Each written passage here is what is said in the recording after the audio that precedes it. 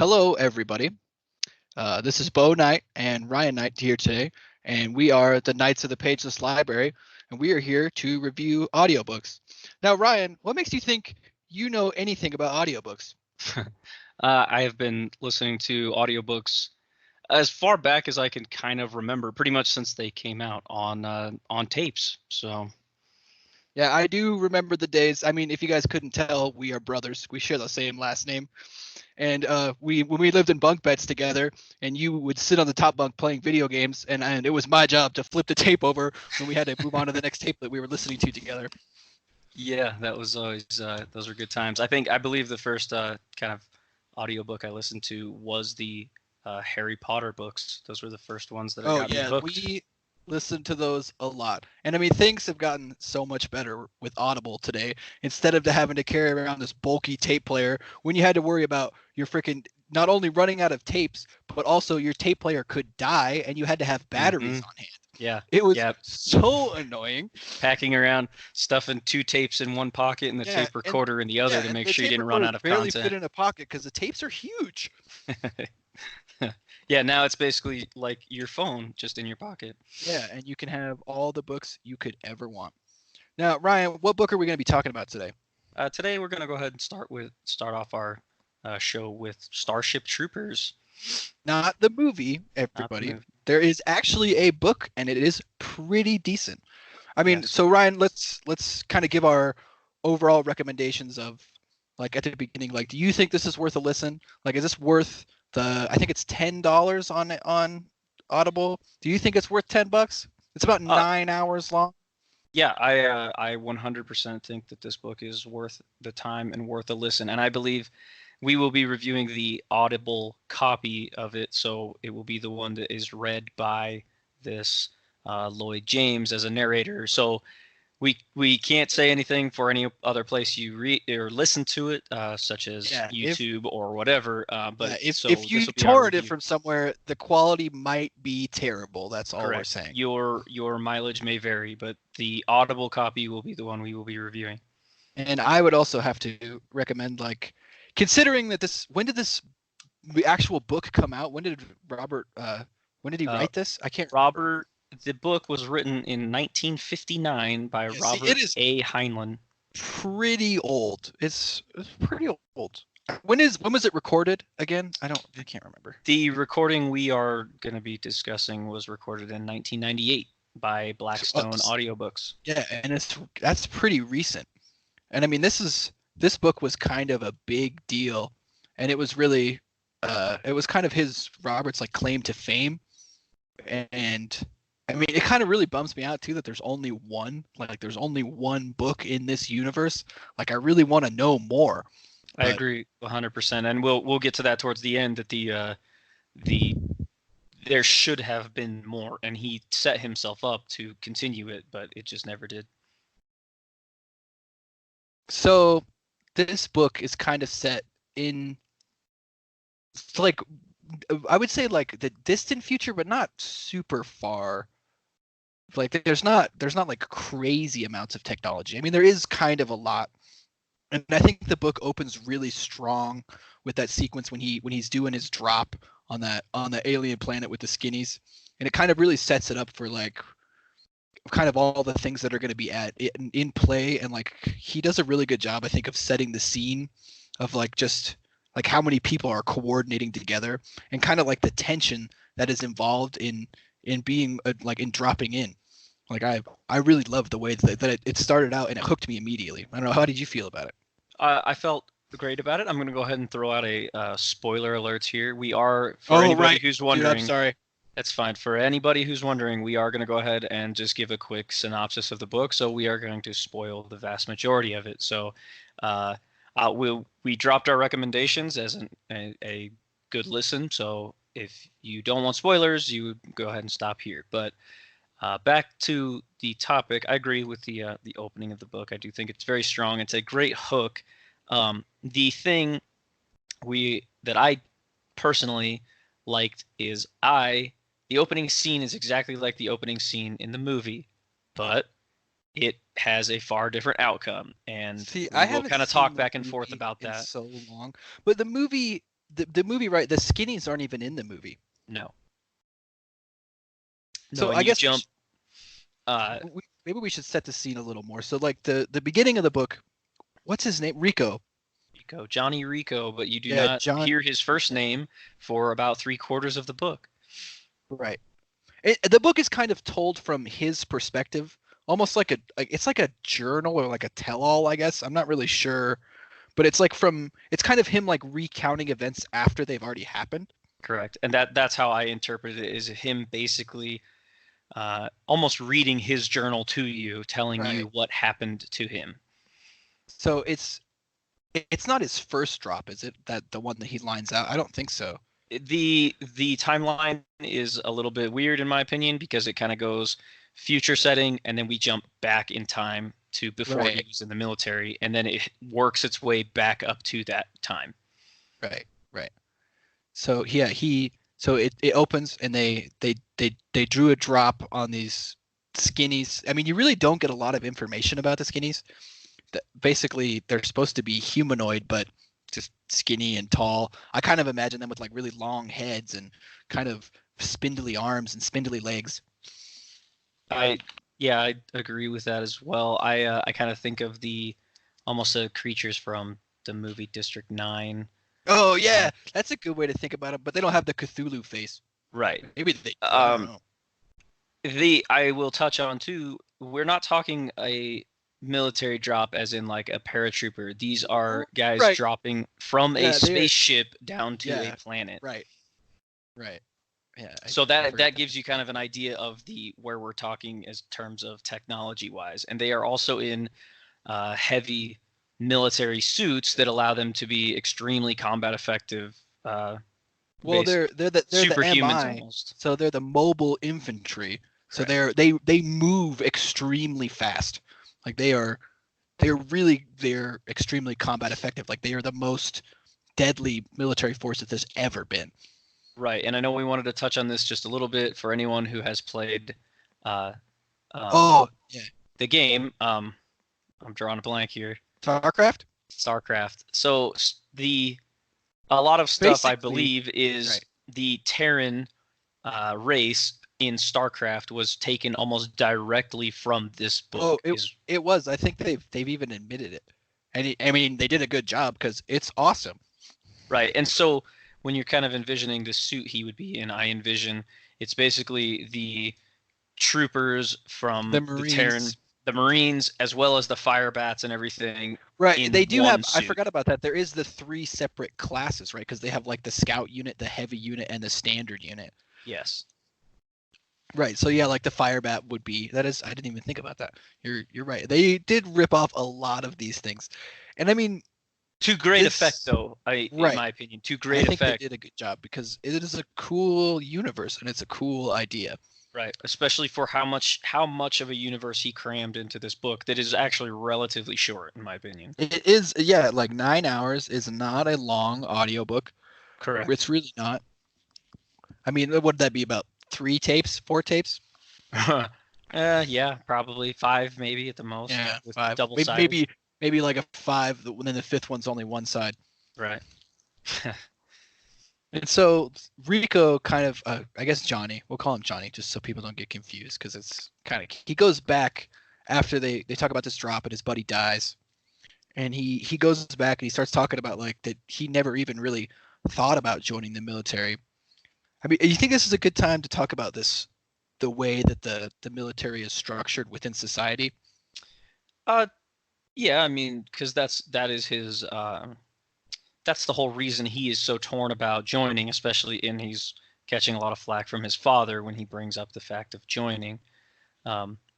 It's almost scary because the schooling system they're taught in this futuristic dystopia is basically that, your government is everything, and right, it is all very fascist.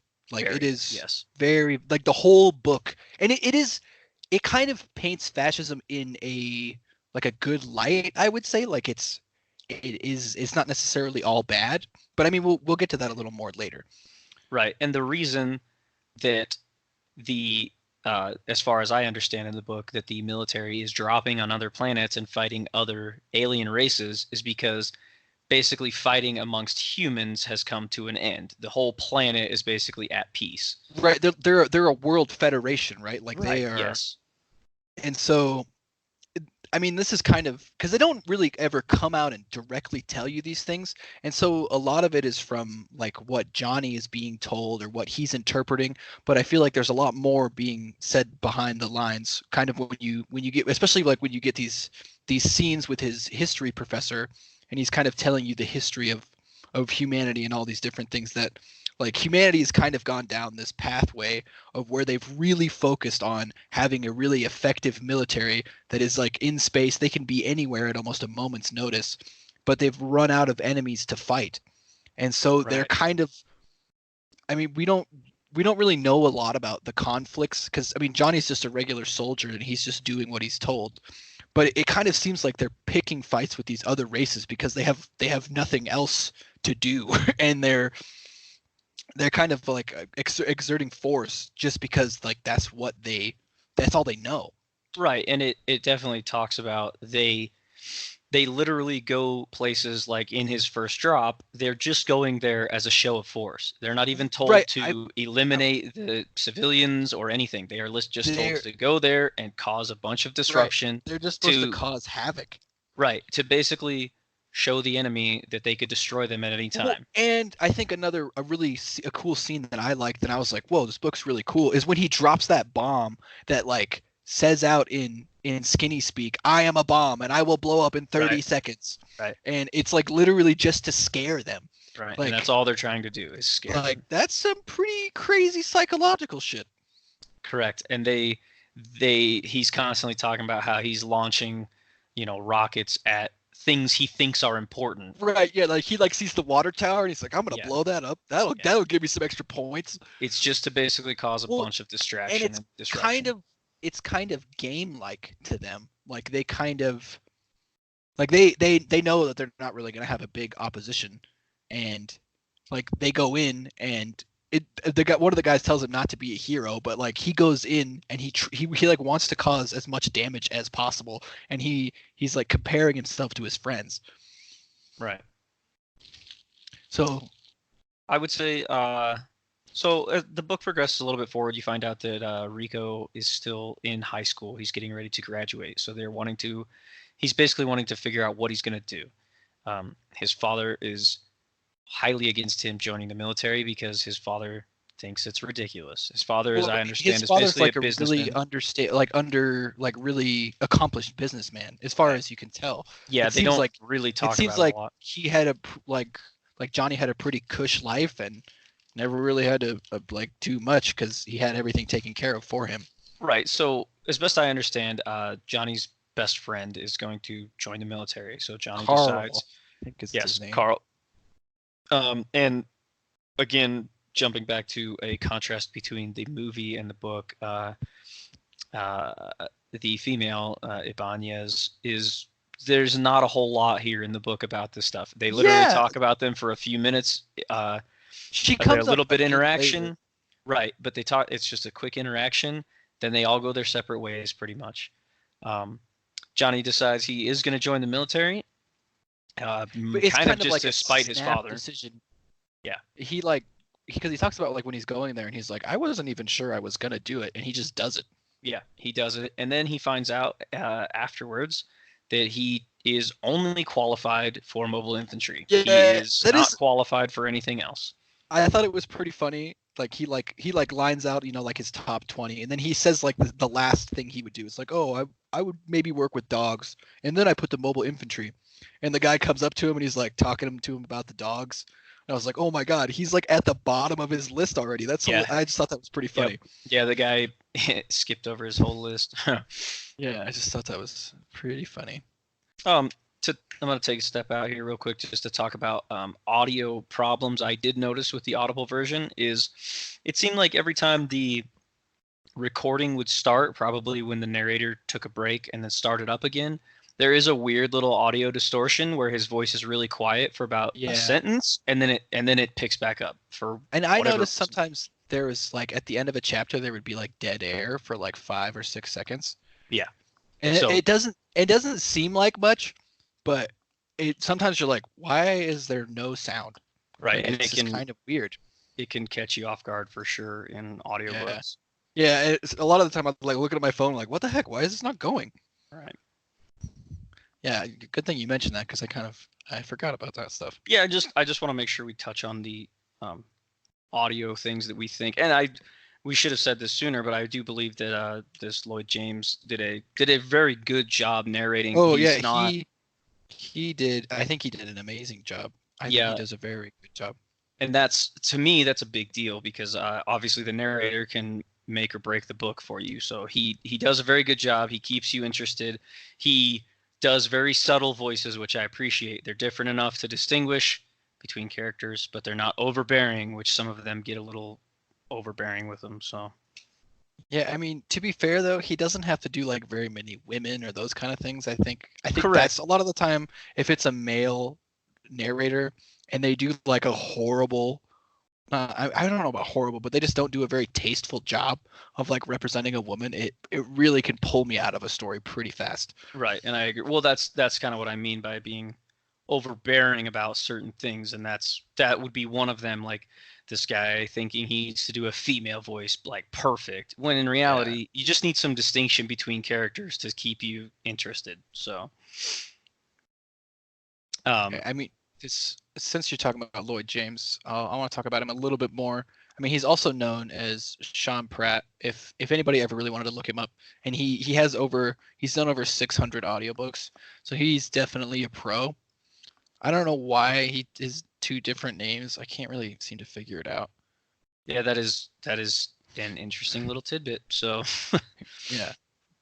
But usually I think if he's attached to something, it's going to be a pretty decent reading. Can't right, I would say guarantee the book will be good. yeah, yeah, also true. Yeah, the narrator can't. They can make or break the book, but they can't make or break the actual story. So Story itself, yeah. So he joins the military and he gets put into the Mobile Infantry, which are like not the lowest of the low, but they're like the lowest level of combat units. it's not the very bottom. They do make that distinction. They make the distinction that they could find other stuff for him to do if he still wants to do something. Right, but that was more like I thought that was more like administrative stuff, and he wanted to be a combat unit. Correct, but what I'm saying is he is questioning going into the mobile infantry, and that the recruiter basically says, well, if you approached us and you were blind in both eyes and deaf and couldn't walk, we would still find something for you to do if you Right. really want to join. Because in order to be a citizen in this United Federation, you have to serve, I think it's a minimum of a year, right, in any service at all. I believe it's a term, and Oh, right. They don't term- actually ever say how long a term is, huh? I think the term was supposed to be 2 years, but the way I understand it is pretty much once you join, you never leave, unless you are physically incapable. And the only way to earn your voting rights is to be a citizen, which the only way to be a citizen is through military service. Right. Which is a scary thought for a lot of reasons, in my opinion. It's just that's kind of a scary universe to me. Yeah, I mean, they do a good job, I think, of setting up that this world has a lot of order, but at the same time, like especially later, like they make it seem like the people are really kept in the dark about the true intentions and what's really going on. That is terrifying to me too. Correct. And I have a sneaking suspicion, it's never actually mentioned in the book, but when these wars sort of break out, I have a sneaking suspicion that a lot of it is probably false flag propaganda. Oh, I think for sure. I mean, I can't remember, where does he go to his basic training at? Can't remember what it's called. I cannot either. That's Oh, great. Well, he goes to basic training and I do remember his officer Zim. And I mean, a lot of that is kind of like, I mean, I found it really interesting, and he talks a lot about like the mobile armor and like learning how to use it and basically like toughening up and kind of, I don't know, kind of conforming to the way they want him to think. Correct. And I think that's really all it is it's very basic military stuff too. They break them down very far, then they build back up their trust through certain exercises. And so they go from there. Basically, I mean, there's probably a little bit of stuff that happens in the middle to that jump of the first scene. And then from there, this is where a lot of the false flags, I think, start coming up. Supposedly, this like race of bugs on a different planet, and if you would understand if you'd seen the movie, they like shot a meteor at Earth and killed a bunch of people. But like that whole thing to me just sounds so fishy. Like, how would they shoot a meteor like a super long way across space just to kill people that weren't even messing with them at the time? Correct. And it plays out a little differently in the book. The way I understand is, number one, compared to the aliens in the movie, the aliens in the book are very technologically sophisticated compared to the movie. The movie, they literally are just arachnids. They Right, are yeah, bugs. they are just bugs, yeah. Right. But and in the book, they have like a laser that they can shoot. Right. The books, they have weapons and they have armor, and they are. So the way I kind of broke this down in my head is, if you took from the game, give me the game StarCraft again? StarCraft. I keep wanting to call it Starship Troopers. It's like the Zerg and the Protoss. Right. I think that when they made StarCraft, they took the idea of the arachnids and they split them so that they could make two separate races out of them, one with a high technology and one with a low technology. That's, if you combine the two, I feel like that's the arachnids you get in the book. Right. I mean, because they have they're like a hive mind, and they expect when they fight them, they expect to just kick. They expect to destroy them, and they go to fight them. And I think like this is the first time that they've really had opposition, and tons of people die on like that first like bug hunt or whatever it's called. I can't remember, the operation has a special name, but they like go on the operation and just tons and tons of people die. Like they mentioned like they are almost immediately like at a shortage of people because they like were so overconfident in fighting them, and they just got annihilated.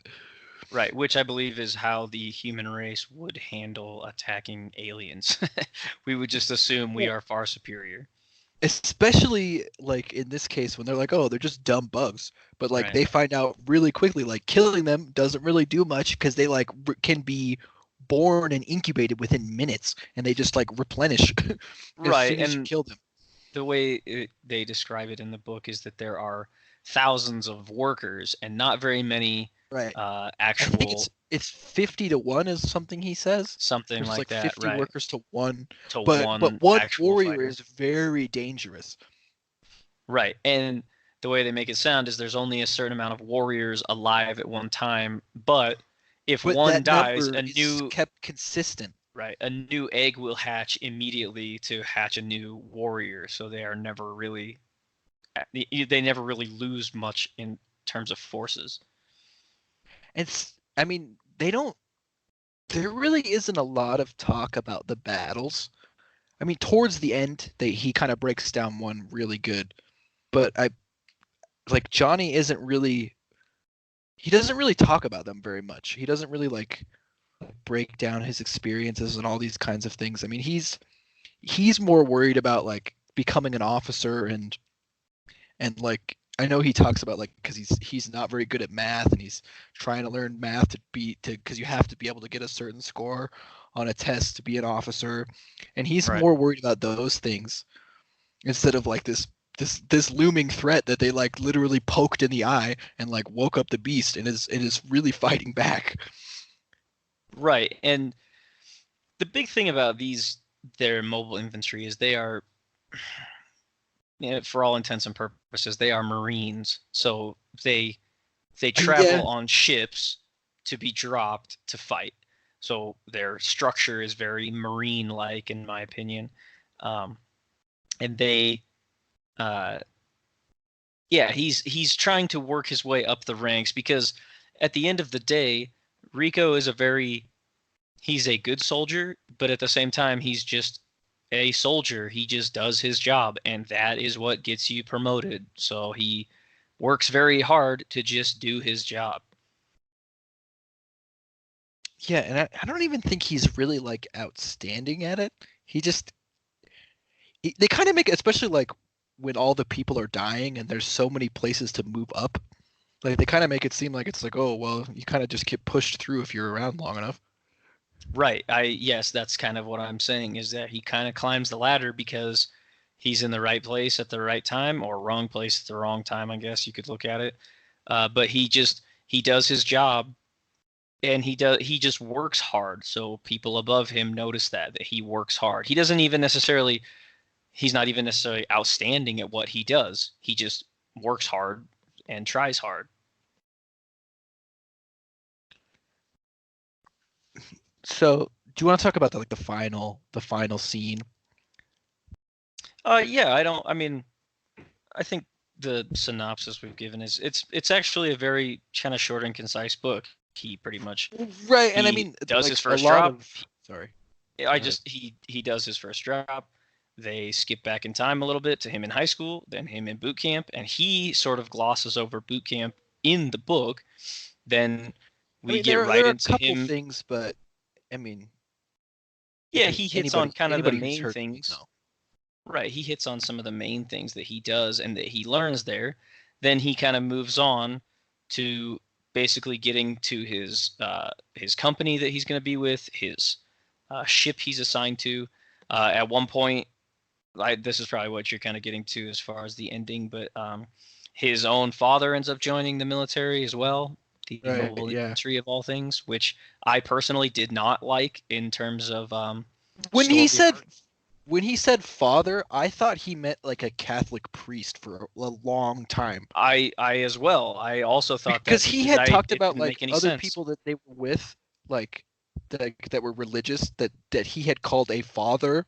Yeah. And I was, because he was like father, and I was like, oh, it must have been one of his old buddies. And they're like, oh no, it's my dad. I was like, what? Like honestly, I was confused. I had to rewind it and listen to it a couple different times. I was like, what? It's his dad?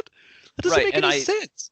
At that point too in the book is where I kind of was. That's actually the first time I believe you hear his first name is when his father shows up, and that's almost that's what 7/8 of the way through the book. It's towards the end. Towards the end, yeah. Yeah, and that's where you hear his first name. But either way, his father shows up basically just to talk to him, congratulate him on what he's doing, because I think it's kind of a coincidence they run into each other, isn't it? Because he's like his father is just getting out his ship to go to a different ship, and his father is coming on to his ship. Right, because Rico is going to officer candidate school to become an officer. Right. Yeah, and I think that's where they run into each other, is when his father is going to the ship, the Roger Young, and Rico is leaving the ship. Right. And Rico very briefly spends some time in a few different companies, but the one that's most recognizable is the Rat Shack's Roughnecks. Don't take my word for that 100% on how to say it, but that's his kind of calling card of his company, and I believe at the end he takes it over and it becomes Rico's Roughnecks because he rejoins it. Yeah. Yeah, right. He comes back. He comes back and leads them. Right, and that's pretty much the end of the book, though. When that happens, is when it becomes Rico's Roughnecks. Is almost the last. End of the book. And like this is like what I was saying earlier. Is like I really wish there was more in this universe, but there isn't. That's just it's just this one. And that's just it, though. Is that that's kind of what I was saying at the beginning. Is he left it open to go ahead and have so much more to the universe, because realistically we get an overview of a few fights. There's just a couple things going on. They go on like one rescue mission down into a bug hole, as they call it, which nobody usually comes out of, but they end up coming out of it. And right. I mean, we don't have to talk about it, but I mean, like, there's this very specific reason why they're able to come out of there. True. I think that it is basically this book for me. The end came, and then next thing I know, they're reading this stuff at the Right. end, and I was like, wait a minute, it's over, and I look, and that is the end, and I thought, well, This there's got to be way more to the story than that. this book for me, I was like constantly checking the time, and I'm like, 2 hours left. There's so many more things I feel like he needs to talk about. Correct. I And agree. I did that like so many different times. I was like, what? There's only 45 minutes left. Like, there's no way he can wrap this story up. And I mean, it is kind of a bummer that there's no more, but I think what is there is worth it. I agree 100% that it is worth it. And this this will probably be a common thing, as I'm sure it is with every book review in general, but the book is far better than the movie. The movie did Well, I think the movie did a good job of representing what it showed, and I actually think the movie is very good. But when you compare the two side by side, the book, in my opinion, obviously is better. the movie was trying to be like a cheesy, and not necessarily cheesy, because I mean it does do a lot of, I think, a lot of good imagery to show the fascism and those kind of things. I But think so too, yeah. it was kind of trying to be like a cheesy space horror flick with random boobs and those kind of things. Like, it was kind of trying to be less serious than the book is. And I feel like you're right for the sole purpose that, and I don't want this to become a movie review because that's not what we're trying to talk about here. Well, But we didn't really even I talk about think the movie, I feel like. the comparison though that I like to make is that in the movie they have no special armor or weapons or anything. They go No, in literally dressed as like a person with yeah, a with like a bulletproof freaking vest on. with like a freaking one of those like fighting helmets on. Oh yeah, And yeah. They have like a arena football or a hockey looking helmet right, on, and yeah, like a that's hockey helmet, that's what it is. yeah, and that's it. I mean, and so of course in the movie it looks far worse than it should have if you had taken it straight out of the book, where Right, because the in the humans were very technologic. They should have been very technologically advanced in the movie, but instead what they did is they took the technology away from the bugs. Therefore, they had to take it away from the humans. So it kind of right, brought them both back down to a level playing field. yeah, because in the book they are armed to the teeth with very precise equipment that basically tells them everything. They are able to communicate with each other almost instantaneously, like across the battlefield. It's very a lot of technology, and Right. And a thing we kind of, I mean, we said it's not, it doesn't seem like it's too terribly technologically advanced, but when we say that, we're talking his suit, his power suit, it basically, they compare him to the size of a gorilla that he's inside of it. But his suit weighs like over a ton in itself. Right? So and all of it the can fly. Right. So all of the things that are happening in it though are he basically just has to learn how to move in the suit and the suit moves with him. Right, That's how it like advanced the technology is. it like amplifies everything you do. Like, so if you go to jump and say you can only jump 6 feet normally, you're gonna jump 100 feet with the suit without even trying. Yeah, and I think it even says in there that they're covering when they land on the ground and there's only about 15 of them in the first drop, they are covering miles at a time. Like Right, yeah. They he do these little lands. hops. Right. He lands, he fires some weapons, and he jumps like a quarter of a mile, half a mile at one time. So it is very advanced technology we're talking. Yeah, and they make a big deal, like the mobile infantry, they're called that because they move really fast on the ground. Like, Right. they are really quick and agile, even though they're in these huge bulky suits, but the suits are very precise. Right. And they it actually to the point that it drives me nuts. They always in boot camp say on the bounce because that's what the mobile infantry Yeah, does is they bounce right. They do say that on the bounce, soldier. They say that a lot. And if you listen to all this the time. book, you will hear it in your dreams. Yeah, and it almost to the point where it got annoying to me. They See, also I didn't find it to be annoying. I also did not like how they would not say he died. It was always he bought a farm. That almost Yeah, drove me nuts too. Isn't that kind of common though? I think. So, for me, what happens is just it's like with anywhere. Like if you go to work somewhere, people are gonna have certain things they say and certain like Right, you're insider right. jokes Yeah, or it's like whatever, and that's what a these are. colloquialism.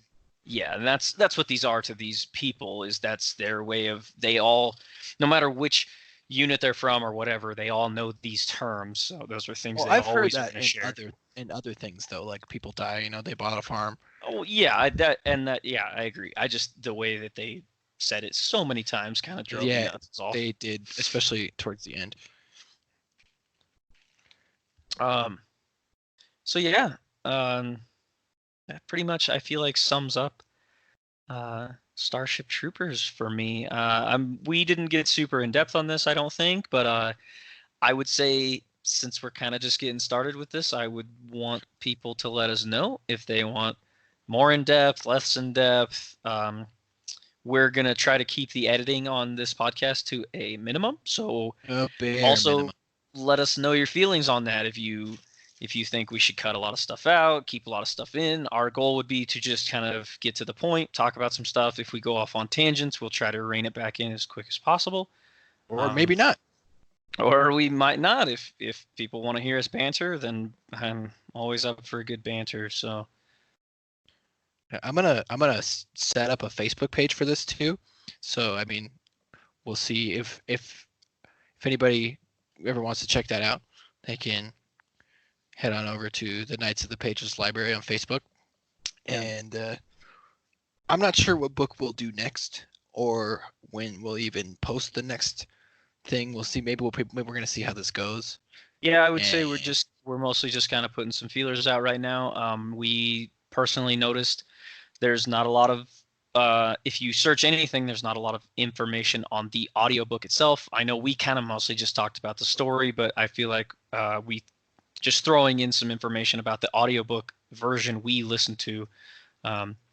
Maybe some people want to hear that stuff before they go ahead and make, like you said, like a $10 purchase, or before they sit through 9 hours of story from something. And just to touch on that a little bit, audiobooks for me are amazing because I drive a lot for work.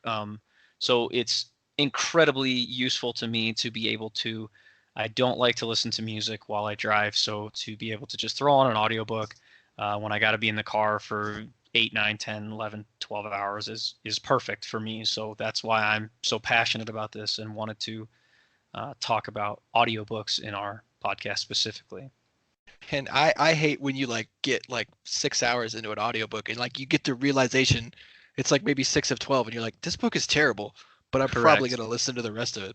Right. And I know and I'm sure that happens to people who read a book too, but this way we'll just try to give you a quick synopsis on how we feel that the narrator did. Because if the narrator is a break deal for me, I'm not a big reader either, so I probably wouldn't turn around and say, now I'm going to read the book. So Yeah. those are things that some people so might I'm find just useful. Not going to know the story if the narrator's too bad. Right. And again, if that's excellent if you're going to set up a Facebook page for it, so we could get just some people's feedback. And really what we want to do is see how this goes and see how we feel about it, and see if it's something we would like to pursue and continue. If I was leaning towards anything as a second book, I'm going to actually lean towards the Monster Hunter You International. want those next? I would say we have to avoid the memories ones. I refuse to memoirs? be part of those. They're so bad. Right, and we could talk about that. But I would say we could almost tackle the Monster Hunter series as a whole, since really what we're going to be talking about is the audio portion of it. And if anybody wants us to tackle the series as a whole, let us know, because that is some long books and a long ongoing series. So, but we'd be more than happy to do it because they are some of my favorite books. Yeah, and they're some of my favorite books. So, yeah. Well, so I don't know. You got anything else in closing? If not, let's wrap this thing. I am great. I'm good. I'm ready to end this bad boy. All right. So yeah. See you guys next time.